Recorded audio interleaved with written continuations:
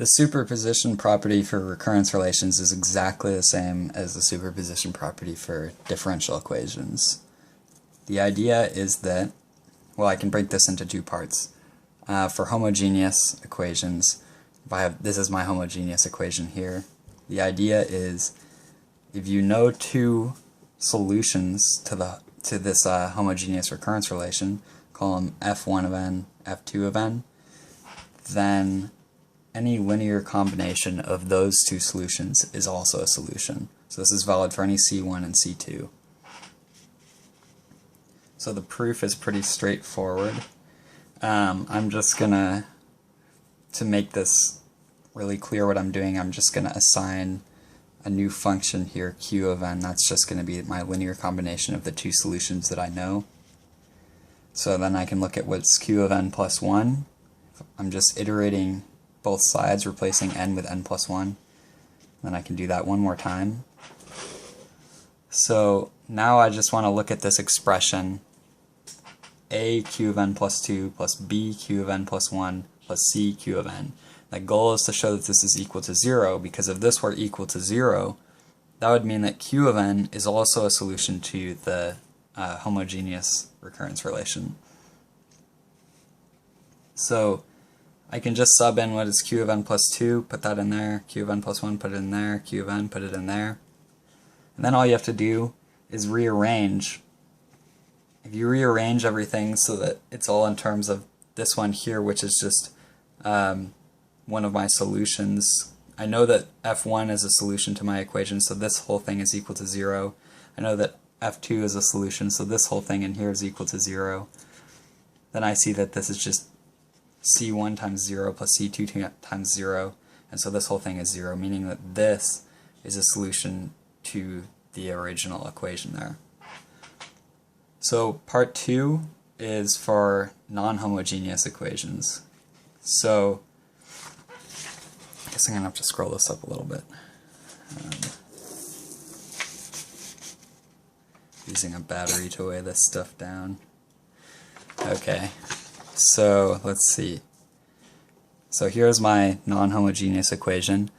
On the right hand side I just have g of n instead of 0. G of n could just be any known function.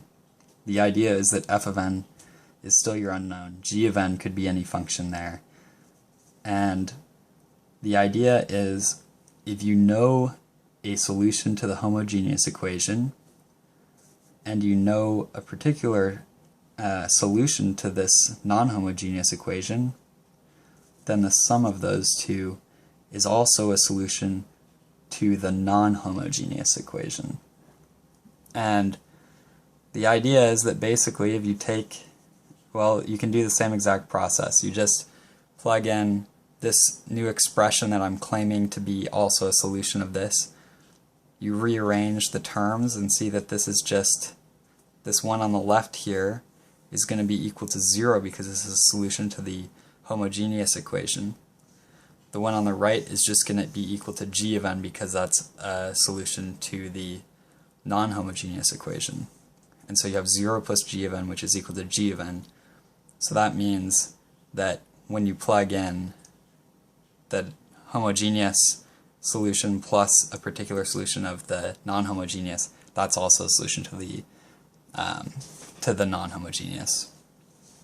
And one thing that I'm not mentioning here, well, now I'm mentioning it, I'm not going to prove it, is that if you have, with the first part here, if these two solutions you have here are linearly independent, then this new solution that you get, that's a linear combination of those two, is going to be the general solution.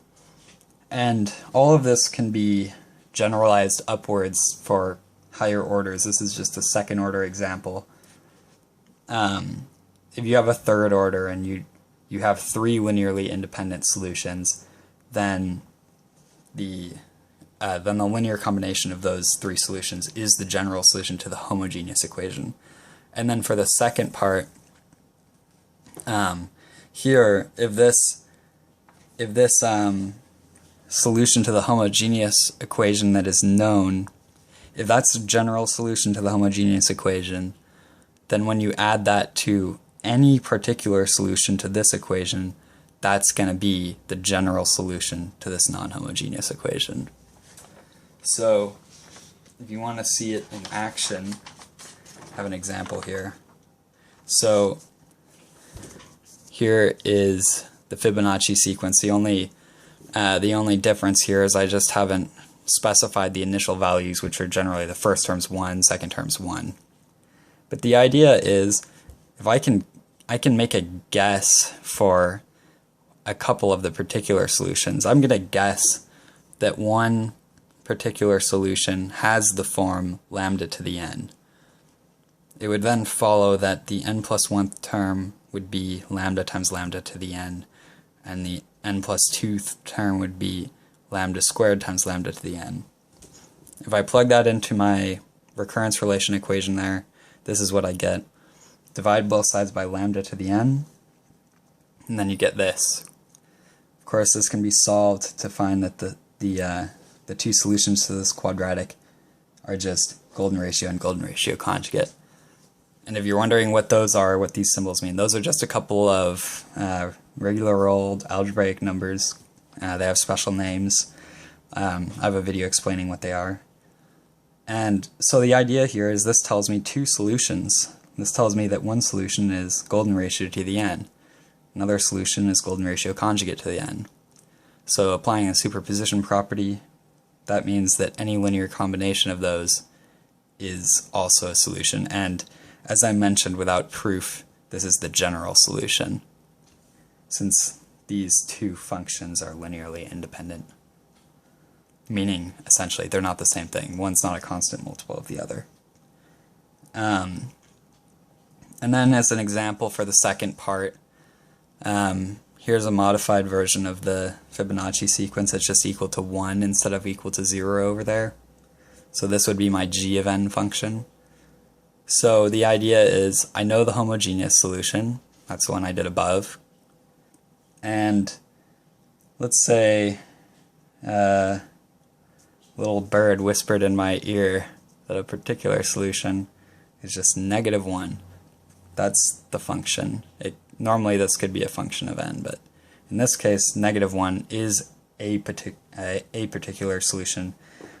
So the idea is that if you apply the superposition property, the second part that I showed, the general solution would just be this part, which is the homogeneous solution, plus this part, which is the non-homogeneous, or the particular solution to the non-homogeneous equation.